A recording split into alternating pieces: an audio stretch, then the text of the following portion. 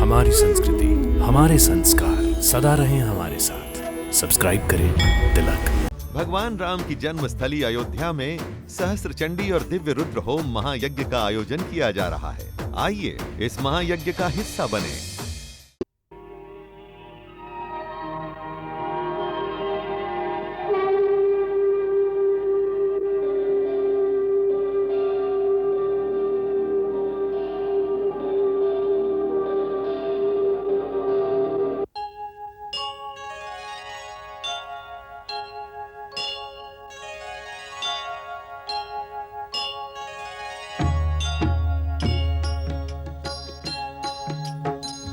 सीताराम चरित अति पावन, मधुर सरस अरु अति मन भावन।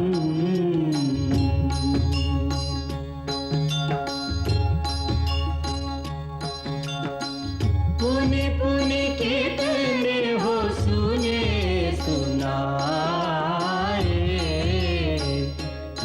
की प्यास बुझत न बुझाए।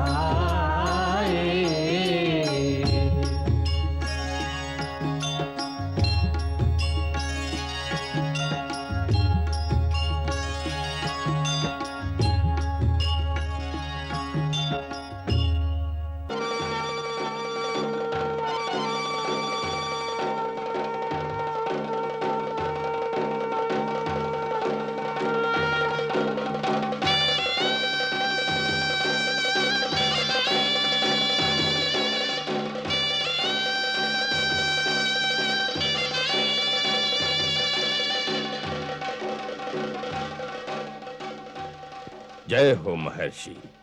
आज से रामायण महाकाव्य की रचना आरंभ हो गई। समस्त प्राणियों के लिए ये कल्याणकारी सिद्ध हो। महर्षि, जन जन के कल्याण के लिए आप प्रभु की लीला का वर्णन करने जा रहे हैं। आज आप पर यह उत्तरदायित्व आन पड़ा है कि प्रभु के सगुण रूप का इस प्रकार वर्णन करें कि साधारण प्राणी भी भक्ति के रस में डूब जाए, जिससे प्रभु के नाना चरित्रों को देखकर फिर कोई शंका में न फंसे, जैसे एक बार मैं फंस गया था। हे देव, आपने अभी कहा कि आप भी कभी भ्रम और शंका में फंस गए थे। आप पर भी माया जाल डाल सकती है, इस पर विश्वास नहीं होता। हाँ खगेश, तीनों लोक में कोई ऐसा प्राणी नहीं जिस पर मायापति की माया अपना जाल नहीं डाल सकती। बड़े बड़े तपस्वी, ज्ञानी, मुनि, सिद्ध, यहां तक कि नारद जैसे देवता भी सहज ही माया के वश में आ जाते हैं। स्वामी, यदि आप मुझ पर प्रसन्न हो तो मुझे आपका अनुभव सुनने की जिज्ञासा है। गरुड़ जी, मेरी मूर्खताएं तो अनगिनत हैं। जैसे जैसे अवसर मिलता रहा आपको सुनाता रहूंगा। आज आपको अपने अज्ञान और भ्रम की एक बड़ी विचित्र कथा सुनाता हूं। लोमश ऋषि के आशीर्वाद से मेरे इष्ट बालक राम हैं। अतः हे पक्षीराज, जब जब श्री राम मानव देह धारण करके संसार में अपने भक्तों के लिए लीलाएं करते हैं, तब तब मैं अयोध्यापुरी जाकर 5 वर्ष तक प्रभु की बाल लीला का आनंद लेता हूं। मैं एक छोटे से कौवे का रूप धरकर भगवान के साथ खेलता रहता हूं। आंगन में जो उनकी जूठन पड़ती है वही उठाकर खाता हूं। कई बार नारद जी भी आकाश में आकर ये लीला कांड देखते रहते हैं। कई बार तो वो मस्ती में गाते भी हैं। कागा संग खेले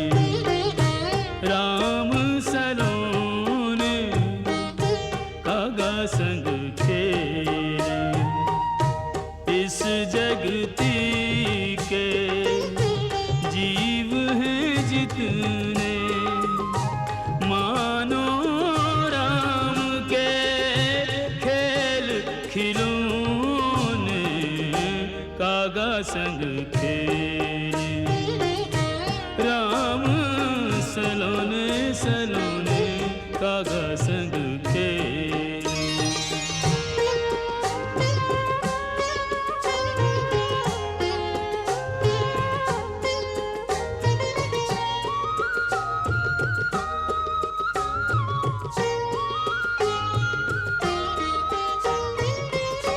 धरनी परे पुनि पाछे धावत कागा हरि के हाथ न आवत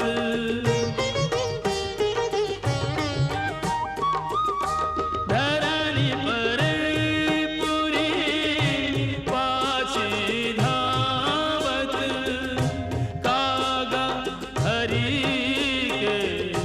हाथ न आवत सबको खेल खिलाने वाले भगवान को खग खेल खिलावत हाथ जो आवे तो हरि मुस्कावे उड़ी उड़ी जाए तो प्रभु लगी रोने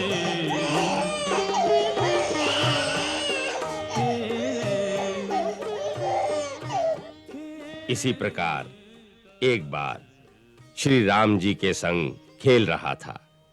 दासी अंदर दूध लेने गई थी। हम दोनों अकेले थे। वो मुझे रोटी दिखा दिखा कर खिजा रहे थे।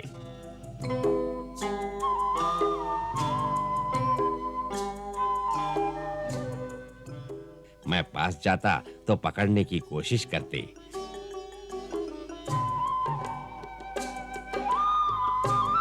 खेलते खेलते मैंने उनके हाथ से रोटी छीन ली। इस पर वो जोर जोर से रोने लगे।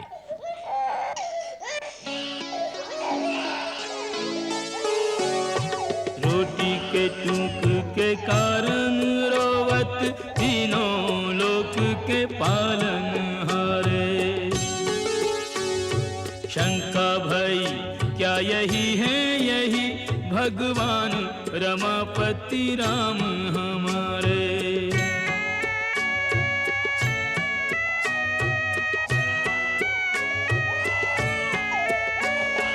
मैंने प्रभु को वहीं रोते छोड़ा उड़ने लगा मैं तो पंख पसारे जाऊं जहां जहां आए तहां तहां पीछे वो बालक रोता हुआ रे आए वो बालक रोता हुआ रे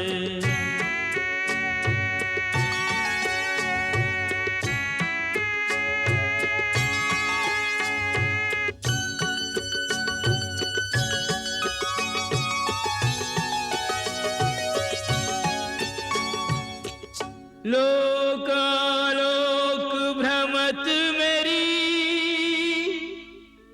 पड़ गई मंद उड़ान होए पराजित में परो राम चरण में आन तब मैं घबरा कर त्राहि त्राहि पुकार उठा। मैंने दीन भाव से कहा, प्रभु मेरी रक्षा करो, हे आर्त जनों के रक्षक, रक्षा कीजिए, रक्षा कीजिए। दीन दयाल दया करके तब मोहे चतुर्भुज रूप दिखायो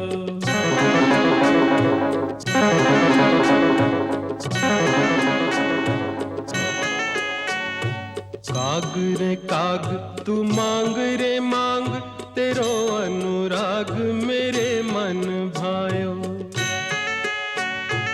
संपत्ति देहूं के सदगति देहूं, वो देहूं मैं आज जो तोहे सुहायो।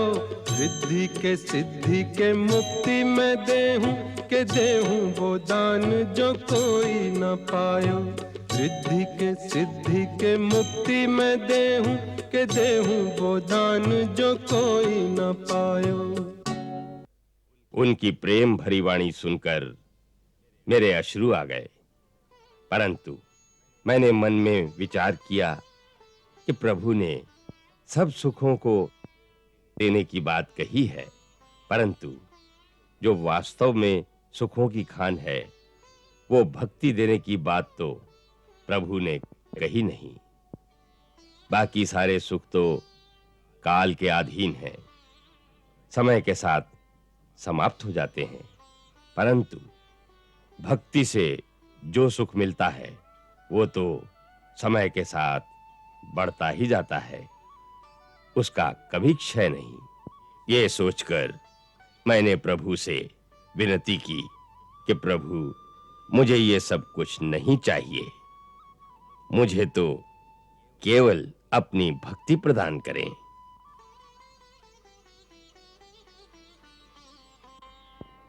हे काक, तुम स्वभाव से ही बुद्धिमान हो, इसलिए तुमने सुख नहीं मांगे परंतु सुखों की खान भक्ति मांगी। तुम जैसा कौन बड़भागी होगा जो ऋषि मुनि जप और योग की अग्नि में शरीर को जलाकर करोड़ों यत्न करके भी नहीं पा सकती। तुमने वही भक्ति मांग ली। तुम्हारी चतुराई पर मैं रीझ गया हूं। अब मेरे प्रसाद से भक्ति के साथ समस्त शुभ गुण भी हृदय में वास करेंगे। तुम मेरे निर्गुण और सगुण दोनों रूपों को पहचान जाओगे।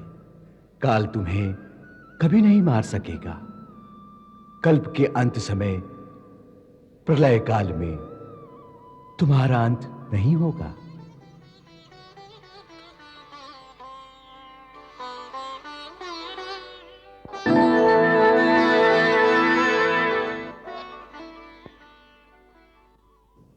आहा, आपने तो मुझे साक्षात भगवान से मिला दिया। हे गरुड़ जी, ये सब श्री राम की कृपा है। मैं तो यहां बैठा बैठा अपने प्रभु की लीला देखता रहता हूं।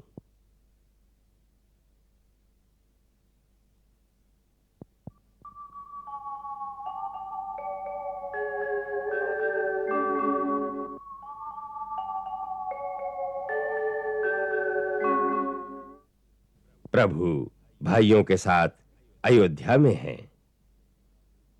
राजमाताएं कामरूप देश में श्रृंग ऋषि के आश्रम में पहुंच चुकी हैं।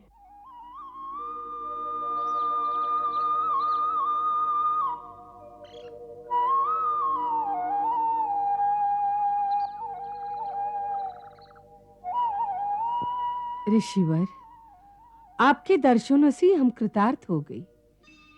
यदि आपके श्रीमुख से कुछ उपदेश भी प्राप्त हो जाए तो हमारा मार्गदर्शन हो जाए।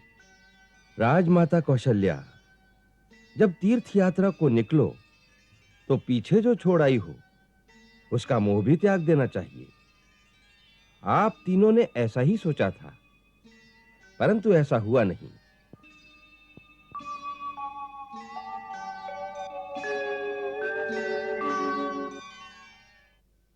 हम देख रहे हैं कि तुम्हारे मन में अब भी अयोध्या की ही चिंता है। पुत्र कैसे हैं, बहुएं कैसी हैं?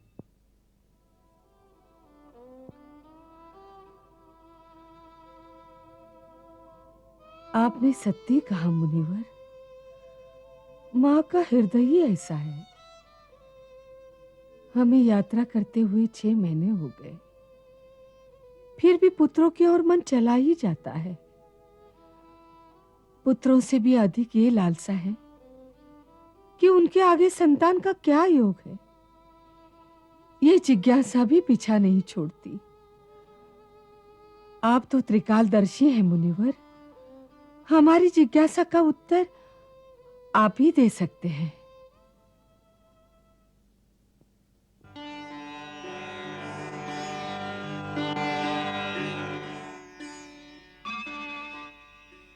मां से दादी बनने की इच्छा स्त्री की सबसे बड़ी लालसा है।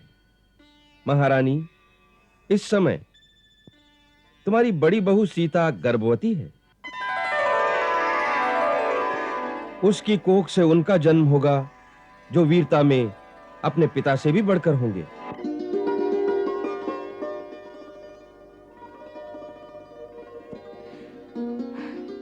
धन्यवाद मुनिवर, अब मेरी चिंता मिट गई। अब हम निश्चिंत होकर हिमालय की तीर्थों की यात्रा कर सकती हैं। बड़ा शुभ विचार है। हमारा एक ही उपदेश है कि अपने मोह को त्याग दो। हर प्राणी अपने अपने कर्मों का फल भोगता है। इसलिए तुम अब अयोध्या की चिंता को छोड़कर अपने परलोक को सुधारो। ओम।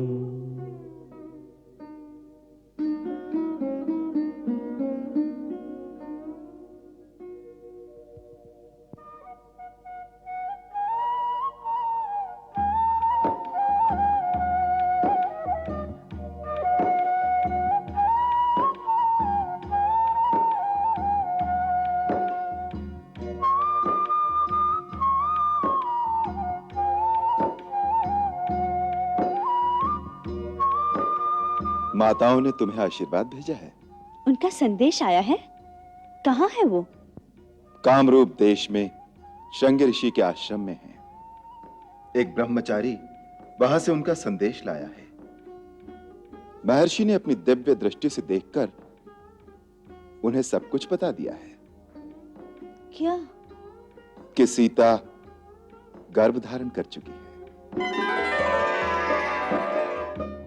माताजी बहुत प्रसन्न हुई होंगी। बहुत प्रसन्न हुई है। बहुत बहुत आशीष भेजी है तुम्हें। और आपको? मुझे निर्देश भेजा है, बहुत कड़ी आज्ञा भेजी है। क्या? कि इन दिनों सीता की इच्छा के विरुद्ध कुछ न किया जाए। वो जो चाहे, जैसा चाहे, उसे वैसा ही करने दिया जाए। उसकी छोटी से छोटी इच्छा का पूरा पूरा ध्यान रखा जाए। और उधर श्रृंग ऋषि का आदेश है कि सीता को इतिहास पुराण की सुंदर सुंदर कथाएं सुनाई जाएं, संत समागम होता रहे, धर्म की चर्चा रहे, गूढ़ तत्वों की बात हो, क्योंकि इससे गर्भ में स्थित बालक पर बहुत गहरा प्रभाव पड़ता है। उसके संस्कारों पर इसकी बहुत गहरी छाप पड़ती है। कितनी सुंदर बातें कही उन्होंने। सचमुच कई दिनों से मेरे मन में भी गंगा किनारे स्थित ऋषि मुनियों के आश्रम में जाकर कुछ दिन उनकी पत्नियों के संग रहने की तीव्र इच्छा हो रही है। तो पहले क्यों नहीं कहा? हम लक्ष्मण से कहेंगे कि वो तुम्हें कल ही वहां ले जाए। महाराज की जय हो। महाराज, अयोध्या के राजगुरु महर्षि वशिष्ठ राजमहल में पधारे हैं। गुरुदेव,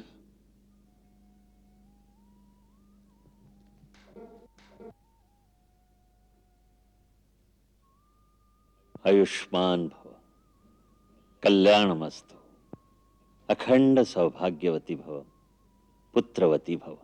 गुरुदेव, आसन ग्रहण कीजिए।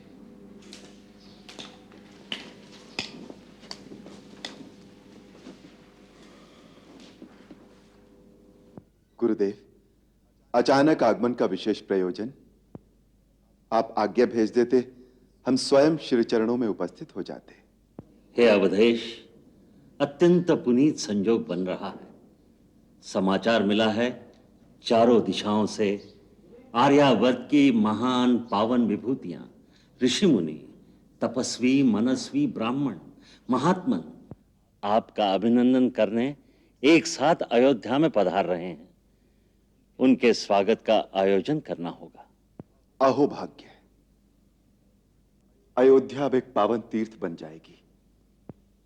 उन महामनस्वियों का आशीर्वाद रघुवंशियों के लिए एक वरदान बन जाएगा। प्रहरी, आर्य सुमंत्र को सूचना भेजो कि ऋषि मुनियों के आवास की उचित व्यवस्था की जाए। राजमहल के पूजा कक्ष में एक विशाल धर्म सभा का आयोजन किया जाए, जिससे सब लोग उन महाधर्माचार्यों के प्रवचनों से लाभ उठा सकें। जो आज्ञा महाराज। गुरुदेव, सब एक साथ आ रहे हैं, ऐसा संयोग कैसे बन गया? राजन, यह अकस्मात नहीं है, उनके आने का विशेष प्रयोजन है। शास्त्रों के अनुसार प्राणी का प्रथम संस्कार माता की गर्भ में ही होता है। अतः उन सबका वास्तविक अभिप्राय यह है कि देवी सीता की भावी संतान पर धर्म के संस्कार अभी से ही डाले जाए। अतः देवी सीता का उस धर्म सभा में उपस्थित होना उचित ही रहेगा।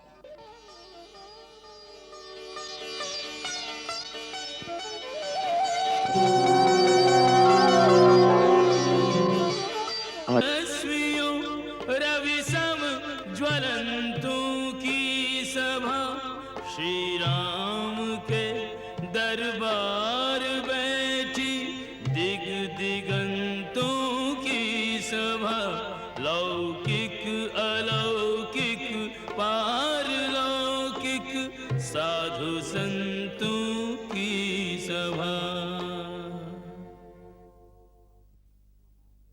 संसार के सबसे महान योगियों और ऋषियों के आगमन से अयोध्या की धरती पावन हो गई है।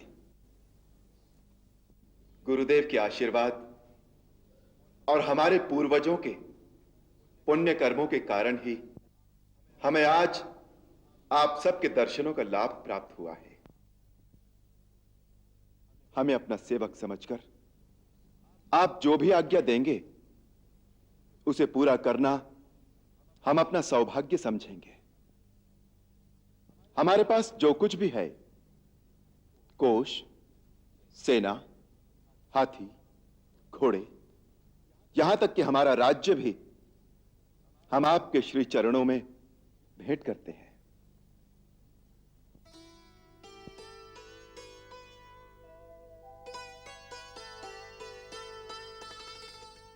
इसके अतिरिक्त यदि कोई भी हमारे योग्य सेवा हो तो आप निसंकोच कहें।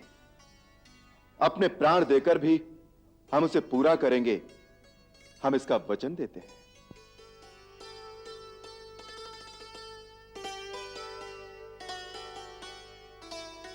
श्री राम, ऐसी बात केवल इक्ष्वाकु वंश ही कह सकते हैं। आपके हृदय की विशालता अद्वितीय है। आप धन्य हैं। हम सब आप पर प्रसन्न हैं। आपने रावण आदि राक्षसों का संहार करके मुनिजन का जीवन सुखमय कर दिया है। उससे भी बड़ा चमत्कार था इंद्रजीत का वध करना। उस महान कार्य में वीर लक्ष्मण ने सफलता पाई। आप सभी भाई धर्म के रक्षक हैं, इसलिए प्रसन्न होकर हम सब आपको आशीर्वाद देने आए हैं। महाराज, हमें और कुछ लेने की इच्छा नहीं है। आपने जो अपना राज्य हमें भेंट किया, वो हमारी ओर से प्रसाद रूप में पुनः ग्रहण करें। अब आप अपने आसन पर पधारें।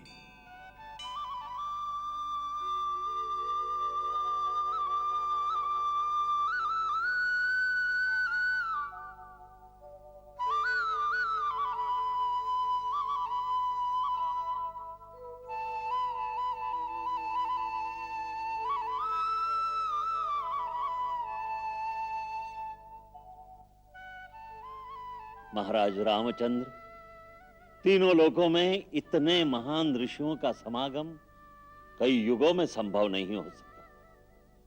यह हमारा सौभाग्य है। अयोध्या का सौभाग्य है। इस सभा में पूर्व दिशा के निवासी महर्षि कौशिक, गार्ग्य, गालेव और कण्व आए हैं। दक्षिण से स्वयं भगवान अगस्त्य, नमुची, सुमुख और आत्रेय मुनि आए हैं। पश्चिम से महर्षि कौशे, नृशंगु, कौशी और धौम्य पधारे हैं। और उत्तर से सप्तर्षि कश्यप, अत्रि, गौतम, जमदग्नि, भरद्वाज और विश्वामित्र ने आने की कृपा की है। ये एक दिव्य गंगा है जो स्वयं चलकर तुम्हारे घर पर आई है। इसकी पवित्र लहरों में मज्जन करो। मन से अहम को मिटाकर और विनम्रता के द्वार खोलकर इनके श्री चरणों में झोली फैलाकर बैठ जाओ और ज्ञान, भक्ति, वेदांत के जो मोती मिले उन्हें समेट लो। सीता के गर्भ में स्थित बालक के लिए भी ये दिव्य ज्ञान बड़ा अनमोल और लाभदायक होगा।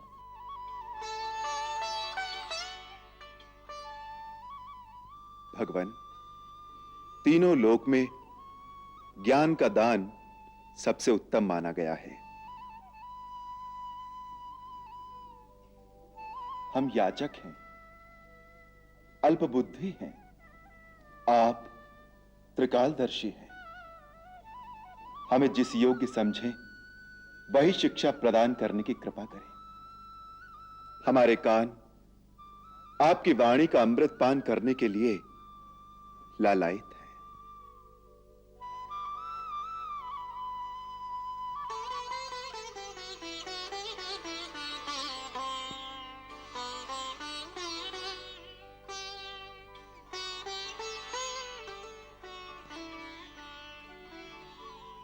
हे राम, सत्य का अनुभव स्वयं करो, दूसरे के अनुभव पर विश्वास न करो। सत्य का एकमात्र प्रमाण है उसका प्रत्यक्ष दर्शन।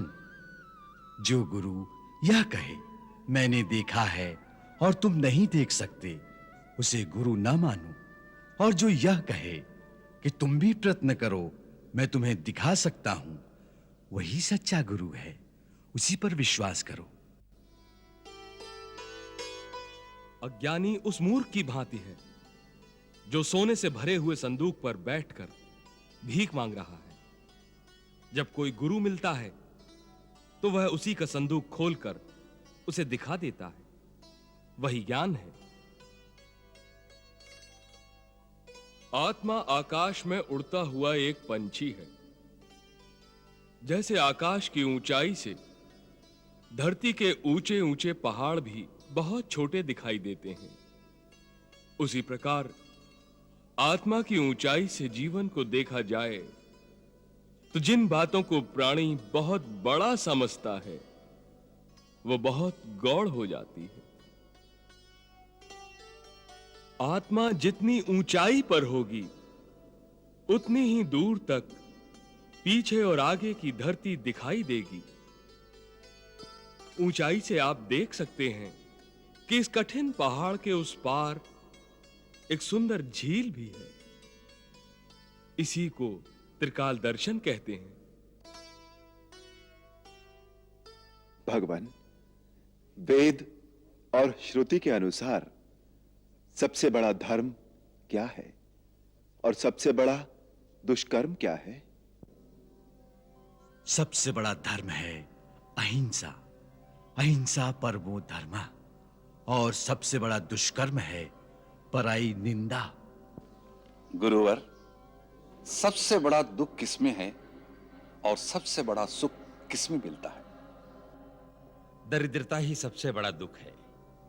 सुख का अर्थ है जहां कोई अशांति ना रहे। सो सबसे बड़ा सुख संत मिलन में है। जैसे गंगा जल से शरीर अंदर और बाहर से पवित्र होता है, उसी प्रकार संतों का मिलन मन और आत्मा को सुख पहुंचाता है और शांति देता है। महाराज, संत और असंत के क्या लक्षण हैं? संत और असंत की बड़ी सहज ही निशानी है। संत दूसरों की भलाई के लिए दुख सहते हैं और असंत दूसरों के विनाश के लिए दुख सहते हैं। जो संत को दुख देता है वो उसका भी भला करता है, जैसे चंदन का वृक्ष। जो कुल्हाड़ा उसे काटता है, चंदन उसे भी अपनी सुगंधी दे देता है। संत का सहज स्वभाव है परोपकार, और असंत का स्वभाव है कि दूसरों के विनाश करने के लिए अपना भी नाश कर लेता है। प्रभु, भक्ति और ज्ञान में क्या अंतर है? ज्ञान एक दीपक की भांति है, भक्ति एक मणि की भांति। दोनों में ज्योति है। दोनों को जहां रख दो अंधकार दूर हो जाता है। चारों ओर प्रकाश ही प्रकाश फैल जाता है। परंतु दीपक को प्रकाश के लिए तेल, बत्ती, दीपक आदि की आवश्यकता होती है, जबकि मणि के अंदर अपना ही प्रकाश होता है। काम, क्रोध, लोभ, मोह आदि की तेज हवा से दीपक की लौ डोल सकती है, कभी बुझ भी जाती है, परंतु लोभ और मोह माया की आंधियों से मणि का प्रकाश कभी नहीं बुझ सकता। इसी प्रकार जिसके हृदय में सच्ची भक्ति है, उसे कोई लालच, कोई लोभ कभी पथभ्रष्ट नहीं कर सकता। ज्ञानी का शत्रु अहंकार है, वो गिर सकता है। भक्त विनम्र है, वो क्या गिरेगा। ज्ञान पुरुष है, माया स्त्री। ज्ञान माया पर मोहित हो सकता है, तभी उसका पतन होता है, परंतु स्त्री स्त्री पर मोहित नहीं होती। इसीलिए भक्ति पर माया का कोई प्रभाव नहीं पड़ता। भगवान भक्त और ज्ञानी के साथ कैसा बर्ताव करते हैं? जैसे मां एक छोटे बालक और युवा पुत्र से करती है। छोटा बच्चा यदि आग या सांप को पकड़ने जाए तो मां तिलमिला उठती है, भागकर उसकी रक्षा करती है। परंतु जब पुत्र प्रौढ़ हो जाए, बड़ा हो जाए, तो वो समझता है कि वो स्वयं अपनी रक्षा कर सकता है, सो उसका उत्तरदायित्व मां पर नहीं रहता। उसी प्रकार भगवान भी भक्त की एक छोटे अनजान बालक की भांति स्वयं रक्षा करते हैं और ज्ञानी के साथ एक प्रौढ़ पुत्र की भांति बर्ताव करते हैं। कछु ज्ञान की गंग बहाए रहे, कछु ज्ञान की गंग नहाए रहे, कछु ज्ञान पिपासु जिज्ञासु बने या गंग की थाह लगाए रहे। सत्कर्मन को फल चाखी रहे, सत्संगन को सुख पाए रहे। ऋषि रघुवर के रघुवर, ऋषिगण के दर्शन लाभ उठाए रहे। यूं ज्ञानारु भक्ति के संगम पे बहुकाल सवै मिल स्नान कियो। आचार विचारन को संस्कारन को आदान प्रदान कियो। अति गूढ़ रहस्यन भेदन को साधु जन सहज बखान कियो। सहृदय श्री राम ने साधुन को सब विधि समुचित सम्मान कियो। दूत उपस्थित देख के कर गए स्थिति को भान। रामचंद्र ने पुनि दियो राज काज में ध्यान।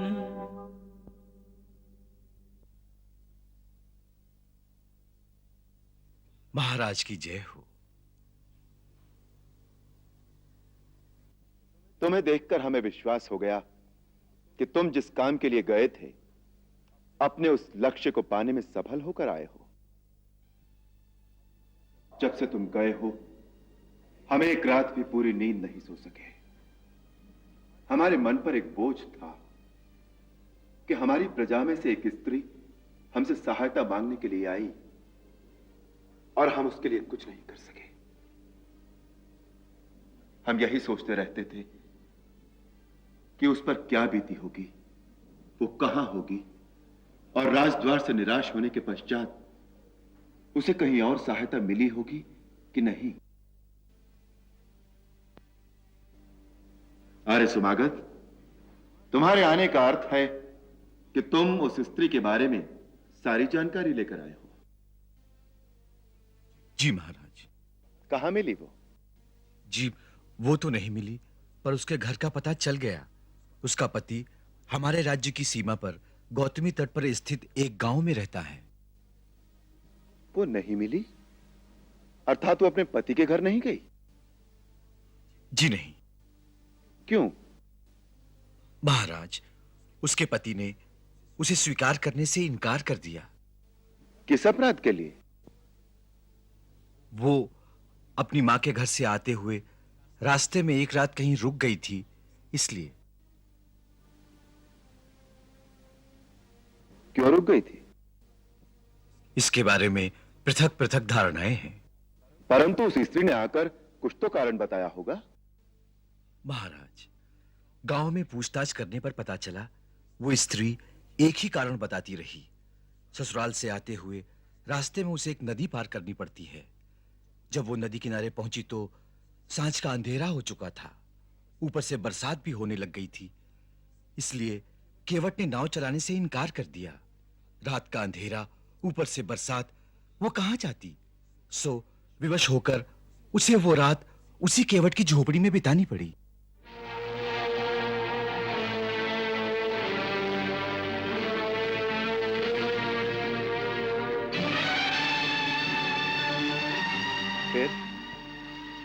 फिर उसकी पवित्रता पर संदेह करके उसके पति ने उसे घर से निकाल दिया।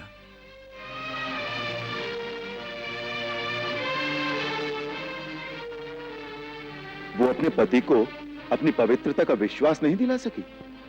कैसे विश्वास दिलाती महाराज? विश्वास तर्क की वस्तु तो है नहीं। विश्वास मन के मानने की बात है। मन मान ले तो विश्वास हो जाता है, मन ना माने तो कितना भी तर्क दे लीजिए, विश्वास हो नहीं सकता। फिर भी पति पत्नी का संबंध तो अटूट होता है। छोटी मोटी भूल के लिए तो एक दूसरे से क्षमा भी मांगी जा सकती है। परंतु महाराज, उस दंपति के बीच में प्रेम कम और अविश्वास अधिक है। पति विश्वास करने को तैयार नहीं। वो कहता है जहां एक रात बिताई हो वहीं जाकर शेष जीवन बिताओ।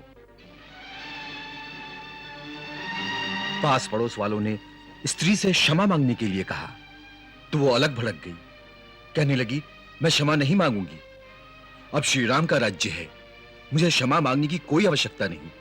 मैं राजा के पास जाऊंगी, वो तुम्हें अवश्य दंड देंगे। ये तो बड़ा विचित्र तर्क है। उसने ऐसी बात किस विश्वास पर कही? महाराज, आपके प्रश्न का उत्तर तो वही दे सकती थी। मैंने जो सुना वो प्रकट किया।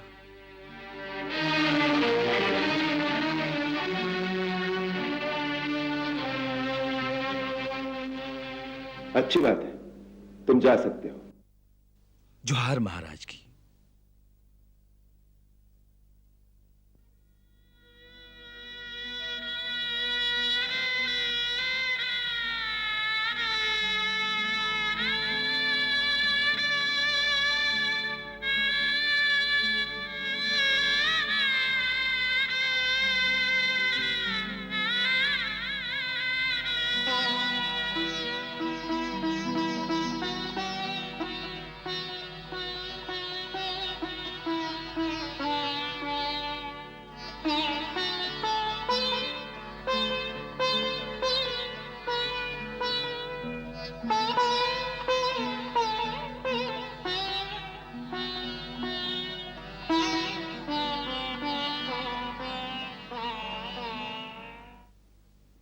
ऐसा लगता है कि गुप्तचर की बातें सुनकर बहुत विचलित हो गए हैं आप।